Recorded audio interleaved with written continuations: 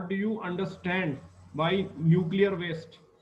ठीक है, ये मैंने आपको बताया था कि जब हम न्यूक्लियर फ्यूल की रीप्रोसेसिंग करते हैं तो जो भी उसमें वेस्ट हो जाता है, ठीक है, that that is use for manufacturing of glass. ये मैंने आपको सेकेंड यूनिट में बताया था, वो सब हमारा न्यूक्लियर वेस्ट होता है। ठीक है, तो हमारे पास जब यूज फ्यूल होता है उसके दो ऑप्शन है कि या तो हम उसको डंप कर दें अंडरग्राउंड या हम उसको रीप्रोसेस करें। ठीक है, सो व्हेन वी रीप्रोसेस और मिक्स्ड ऑक्साइड फ्यूल कन्वर्ट होते हैं तो उसके साथ ये न्यूक्लियर वेस्ट जनरेट होता है। तीन प्रकार के वेस्ट होते हैं, मैं रिव्यू करा रहा हूँ, high level waste, medium level waste, low level waste. ठीक है, तो जो सबसे ज्यादा यूजफुल होता है वो हमारा हाई लेवल वेस्ट होता है। ठीक है, जो हमें सबसे लास्ट में मिलता है।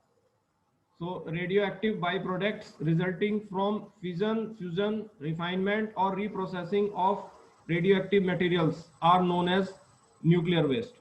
तो ये जो फिजन फ्यूजन में मिलेगा ये उस प्रोसेस में न्यूक्लियर रिएक्टर में तो होता ही है ये। ठीक है, बट ये यूज नहीं किया जाता है न्यूक्लियर रिएक्टर वाला जो अंदर डेवलप होता है। ठीक है, ये हमारा लो लेवल वेस्ट होता है। फिर जब रिफाइनमेंट करते हैं, रिफाइनमेंट से हमारा मतलब है कि हम उसको एनरिचमेंट करते हैं। रीप्रोसेसिंग आपको पता है वो बाद में करा जाता है, रीयूज फ्यूल को दोबारा से रीप्रोसेस किया जाता है। ठीक है, तब ये हाई लेवल वेस्ट बनता है और हाई लेवल वेस्ट यूजफुल होता है ज़्यादा। ये सब मैंने आपको सेकेंड यूनिट में बताई थी बातें। ठीक है, सो ये भी आपको समझ में आ गया होगा न्यूक्लियर वेस्ट क्या होता है। ठीक है, जिसमें जो चीज लिखी है, you all know radioactive by products resulting from fission fusion, यहाँ तक लो लेवल वेस्ट है रिएक्शंस में। रिफाइनमेंट और रीप्रोसेसिंग यहाँ हमारा मीडियम और हाई लेवल होता है। मैंने आपको दिखाया भी था सेपरेट करके कि मीडियम लेवल हमें कहाँ मिलता है, हाई लेवल हमें कहाँ मिलता है।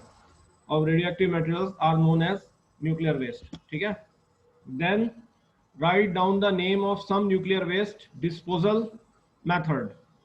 ठीक है, तो इसके जो डिस्पोजल के तरीके होते हैं वो होते हैं, some nuclear waste disposal method are as follows.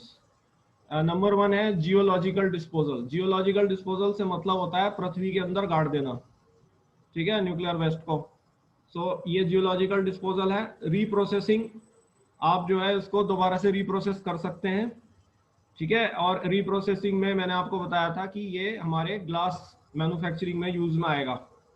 Right, मैंने आपको बताई थी ये बात। ट्रांसम्यूटेशन का मतलब होता है आर्टिफिशियल रेडियो एक्टिविटी। तो ये आर्टिफिशियल रेडियो एक्टिव सब्सटेंसेस को प्रोड्यूस करने में यूज में आ सकता है transmutation. And four is space disposal. ठीक है, स्पेस डिस्पोजल मींस आप इसको पृथ्वी से बाहर जो है ले गए, वहां पे जाके आपने इसको डिस्पोज कर दिया। ठीक है, तो ये इस तरीके से ये डिस्पोज किया जा सकता है nuclear waste.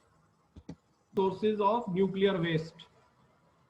So following are the sources of nuclear waste. Nuclear fuel cycle आपने पढ़ी है और आपने आंसर भी सही किया था जो हमने क्विज पूछी थी एग्जाम में। न्यूक्लियर फ्यूल साइकिल से न्यूक्लियर वेस्ट निकलेगा।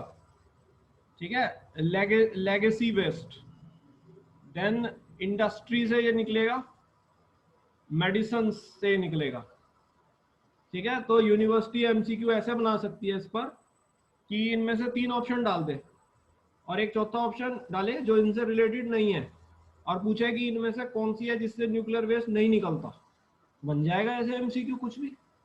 ठीक है, तो आपको ये देखना है। मैं आपको एमसीक्यू प्रोवाइड कर दूंगा अभी इन दोनों के भी और आगे पिछले जितने भी पॉसिबल होंगे। मेरा टारगेट है मैं 30-40 एमसीक्यू बनाऊंगा अभी, और आपके एग्जाम से पहले अभी 20 दिन का समय है। आपके लिए बनाने, फिजिक्स के लिए बनाने, ईडी के लिए बनाने, तीनों के बना के मैं शेयर करूंगा।